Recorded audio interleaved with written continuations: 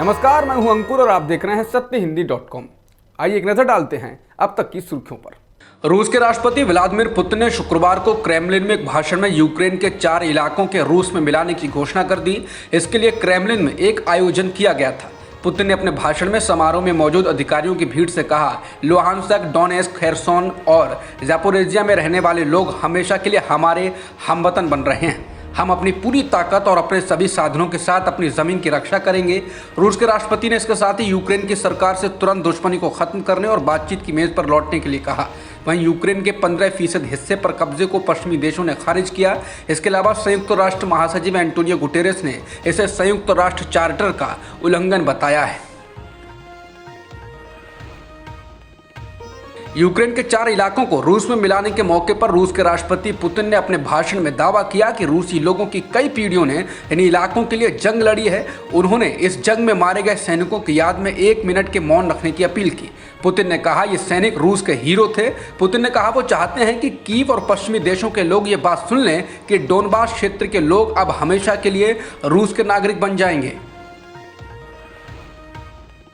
समाचार agency PTI के अनुसार नेचुरल गैस की कीमतों में 40% की रिकॉर्ड बढ़ोतरी की गई है। इसके साथ ही अब सीएनजी पाइप से रसोई गैस के दाम बढ़ सकते हैं। बता दें, एलपीजी और सीएनजी को नेचुरल गैस से बनाया जाता है। इसके अलावा ओएनजीसी द्वारा ऑयल फील्ड से गैस उत्पादन की कीमत $6.1 प्रति मिलियन ब्रिटिश थर्मल यूनिट से बढ़ाकर $8.57 अमेरिकी डॉलर प्रति metric million British thermal unit कर दी गई है।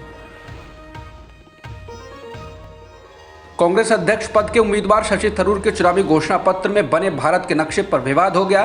दरअसल शशि थरूर ने कांग्रेस अध्यक्ष चुनाव के लिए जो घोषणा पत्र जारी किया उसके बुकलेट के पेज नंबर 5 पर भारत का नक्शा बना था, जिसमें जम्मू कश्मीर और लद्दाख के कुछ हिस्से दिखाई नहीं दे रहे हैं। इसके बाद से ही शशि थरूर के हवाले से बीजेपी ने कांग्रेस को घेरना शुरू कर दिया। तो थरूर ने कहा कि कोई भी जानबूझकर ऐसी चीजें नहीं करता है। वॉलंटियर्स की एक छोटी टीम ने गलती की, हमने इसे तुरंत ठीक कर दिया है और गलती के लिए मैं बिना शर्त माफी मांगता हूं।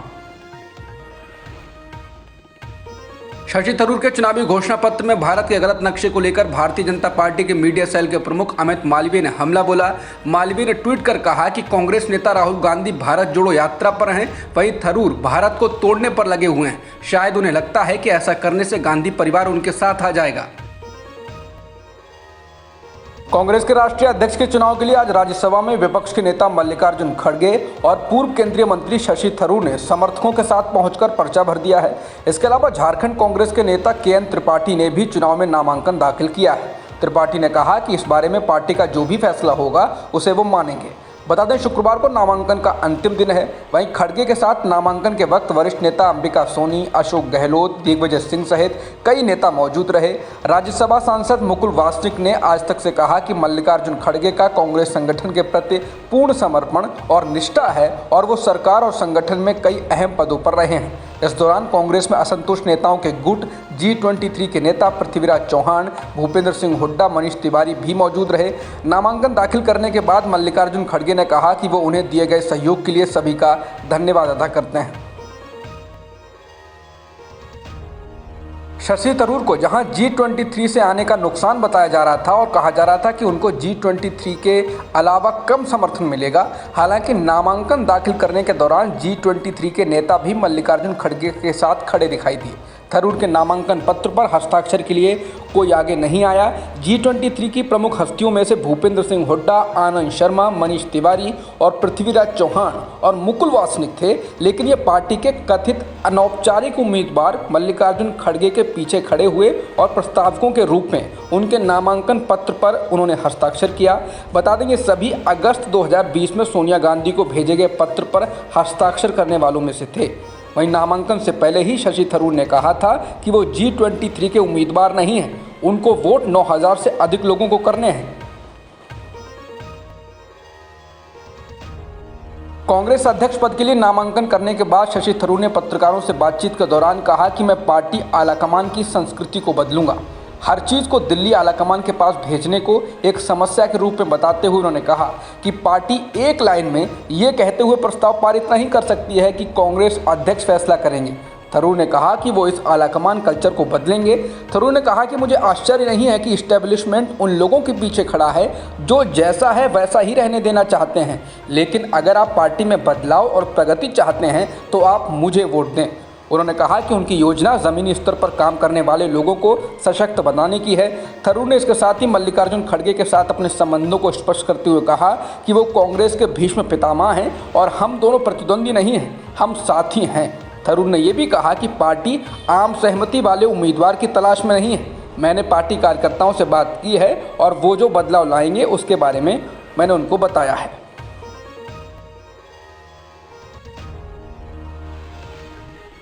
बहुजन समाज पार्टी के अध्यक्ष मायावती ने आज पॉपुलर फ्रंट ऑफ इंडिया पर बैन के पीछे आरएसएस को खुश करने की योजना बताई। मायावती ने ट्वीट कर कहा है कि केंद्र द्वारा पीपल्स फ्रंट ऑफ इंडिया यानी पीएफआई पर देश भर में कई प्रकार से टारगेट करके आखिरकार अब विधानसभा चुनावों से पहले उसे उसके 8 सहयोगी संगठनों के साथ प्रतिबंध लगा दिया है।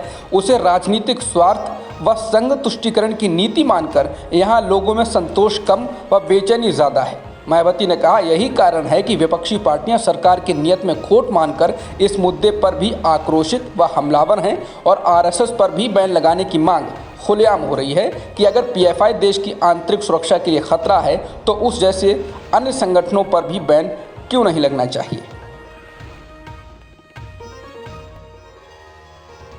रिजर्व बैंक ऑफ इंडिया यानी आरबीआई ने एक बार फिर रेपो रेट बढ़ा दिया है। आरबीआई ने शुक्रवार को रेपो रेट में 50 बेसिस पॉइंट्स की बढ़ोतरी की।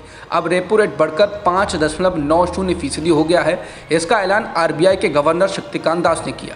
अगस्त में आरबीआई ने रेपो रेट में 50 बेसिस पॉइंट्स की बढ़ोतरी की थी और तब ये बढ़कर 5.40% हो गया था। इससे पहले जून में भी आरबीआई ने रेपो रेट में 50 बेसिस पॉइंट्स की बढ़ोतरी की थी।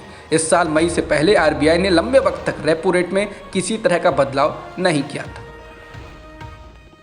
नोएडा की ग्रैंड ओमेक्स सोसाइटी में एक बार फिर बुलडोजर चला है। बुलडोजर चलाने की कार्रवाई नोएडा प्राधिकरण ने शुक्रवार को की।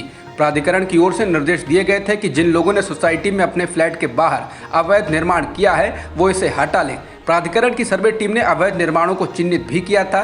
सोसाइटी में ऐसे लगभग 100 फ्लैट थे जिनके बाहर अवैध निर्माण या अतिक्रमण किया गया। बता दें अगस्त के महीने में नोएडा के सेक्टर 93B में स्थित ग्रैंड ओमेक्स सोसाइटी में बीजेपी के पूर्व नेता श्रीकांत त्यागी द्वारा महिला से अभद्रता करने का वीडियो वायरल हुआ था।